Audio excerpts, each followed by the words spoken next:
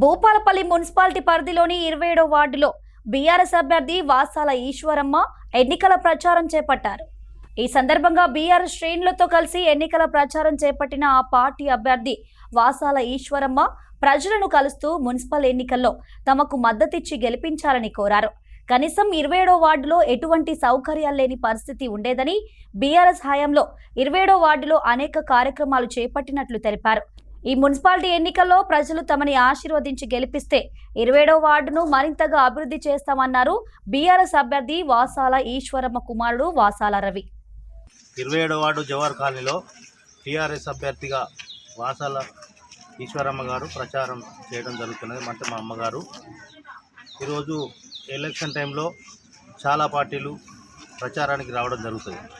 కానీ కొన్ని విషయాలు వాస్తవాలు గుర్తుపెట్టుకోవాల్సింది ఏంటంటే, ఇక్కడ చేసిన అభివృద్ధి, జవహర్ కాలనీ చేసిన అభివృద్ధి ఏందో ఒకసారి నేను విన్నవించదలుచుకున్నా.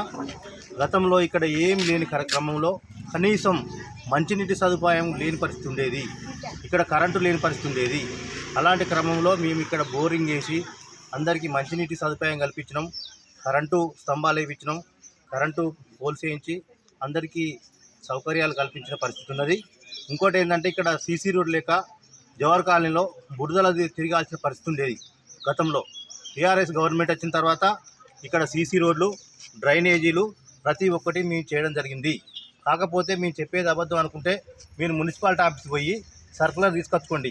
10 ఏళ్ళు చేసిన గవర్నమెంటు మేము ఎంత అభివృద్ధి చేసినాం, ఎన్ని లక్షల ఫండ్స్ తెచ్చినాము, ఈ జవహర్ కాలనీకి ఎంత పెట్టినాము, మీరు 2.5 సంవత్సరాల్లో మీరు ఎంత అభివృద్ధి చేసిల్లో ఒక్కసారి మీరు మున్సిపాలిటీ పోయి కనుక చూసుకుంటే అది మీకు అర్థమవుతుందని కూడా మేము తెలియజేస్తున్నాం.